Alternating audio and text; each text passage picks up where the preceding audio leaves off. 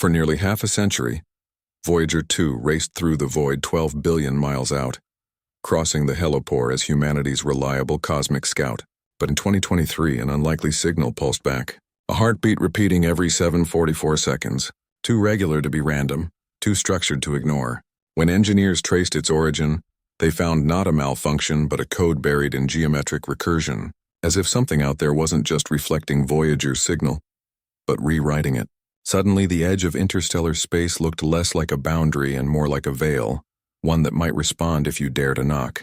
What happens next will challenge everything we know about the cosmos. Voyager 2 slipped its bonds on August 20th, 1977, launched from Cape Canaveral atop a Titan IIIe rocket. The craft was no larger than a small car, yet it carried the hopes of a generation, an emissary built to last 5 years, tasked with a 4-planet tour, and designed to send back what no one had seen before. By the time it reached the edge of the solar system, it had already rewritten the textbooks. Jupiter's swirling storms, Saturn's icy rings, Uranus's tilted axis, Neptune's blue methane clouds, all captured and relayed across billions of miles. It was never intended to go this far. But as decades passed, Voyager 2 pressed outward, crossing orbit after orbit, its instruments quietly measuring plasma flows, cosmic rays, and magnetic fields at the edge of the sun's influence. Every signal took over 16 hours to reach Earth. Each packet of data arrived weaker than a whisper, yet carried the weight of discovery. In November 2018, the probe crossed the helipore at 119 astronomical units, becoming only the second human-made object to enter interstellar space. Now more than 12 billion m from home, it travels at nearly $34,000 mph, well beyond the planets, through a region where the sun's wind gives way to the pressure of the galaxy itself. Even as its power dwindles, Voyager 2 remains a silent scout on the frontier. A machine built in the analog age, still returning measurements from a realm no human eye will ever see. Its endurance is measured not just in years, but in the sheer persistence of its signal. A steady pulse in the dark defying time and distance.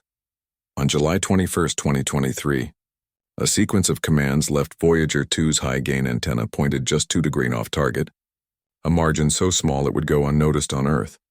But at 12 billion miles it spelled silence. The spacecraft's transmitter kept pulsing out radio waves, but the beam no longer struck home. For the Deep Space Network, the world's largest radio telescopes, the familiar data stream vanished, replaced by a void.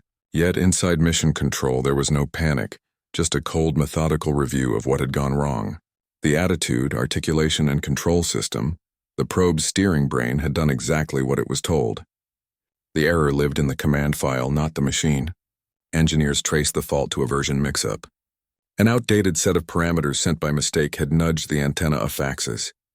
The AACS built in the analog age had executed its orders with perfect obedience, but the consequences were absolute. At this distance, a 2-degree error is the difference between being heard and being lost. Still, every system on board kept running. The spacecraft's orientation remained stable. Its instruments kept sampling the plasma and cosmic rays of interstellar space. The only thing missing was the bridge home. And somewhere in the static, the carrier signal, Voyager's faint heartbeat still pulsed, proof that the probe was alive, waiting for a command that could find it in the dark. For the engineers, the question was simple. Could they reach it before the automatic reset in October? Or would the world's most distant explorer have to find its way back alone by design? RF engineers at the Deep Space Network poring over spectral plots picked up a faint but persistent anomaly. Hidden beneath the static, a low-frequency pulse repeated with uncanny precision. Every 7:44 seconds, a harmonic rose and faded, threading through the carrier like a coded whisper. This wasn't telemetry as they knew it. The signal's strength didn't waver with the probe's rotation, and its cadence never slipped, no matter how commands were tweaked from Earth. Routine command response tests, reset, override, even blanketing the channel with noise did nothing. The pulse continued as if Voyager 2 had tuned itself to a rhythm beyond its own circuitry. Engineers ran diagnostics on every subsystem, searching for internal feedback or a malfunctioning oscillator. Nothing matched. The spacecraft's own clock showed no sign of drift. Data packets, though corrupted, still showed the correct orientation and power levels. Yet the pulse remained immune to resets, unshaken by software patches. It was as if the source of the heartbeat lay somewhere outside the probe, echoing back through the void. For the first time, the team considered that the anomaly might not be a glitch in the hardware or a quirk of aging software. The evidence began to suggest a signal imposed from beyond the spacecraft itself.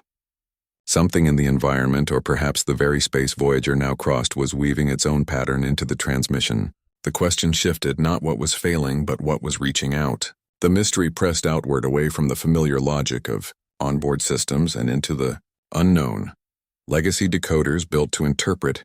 The earliest Voyager transmissions were pressed back into service when the raw carrier logs from July 2023 refused to yield any familiar pattern. Data forensics specialists, some of whom had spent careers untangling deep space telemetry, began mapping the corrupted segments bit by bit. What surfaced was not static or random dropout. It was structure, binary markers embedded at regular intervals, each block aligning to a six-sided lattice. When mapped visually, the sequence revealed a geometry no one expected. Hexagons nested inside larger hexagons, a recursion echoing natural forms but never before seen in spacecraft data. The arrangement repeated not as a glitch but with a consistency that suggested intent. Each layer folding into the next, as if the signal itself had been woven to carry meaning beyond simple telemetry. Timestamp analysis added a deeper layer of confusion.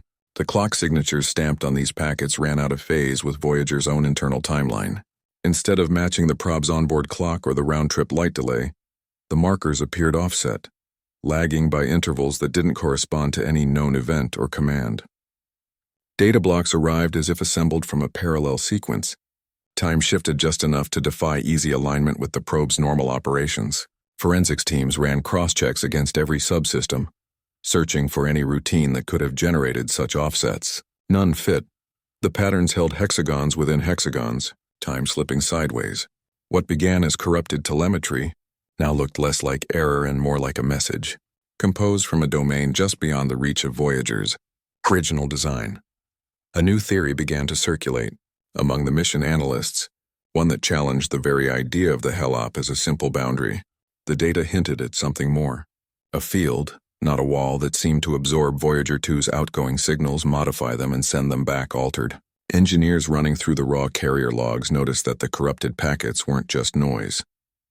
They were being shaped as if the probe signal had entered a region that could interact with it, not just block or scatter it. Some described it as a veil, an active layer at the edge of the solar system, capable of echoing transmissions and even reactivating dormant systems in the probe. Inside the deep space network, the mood shifted. Communications protocols grew tighter. Access to the latest telemetry was suddenly restricted, with new layers of clearance required. Analysts who had worked the probe's signal path for years found themselves reassigned or asked to pause their work. For the first time in the mission's history, portions of Voyager 2's data stream were withheld from the public logs.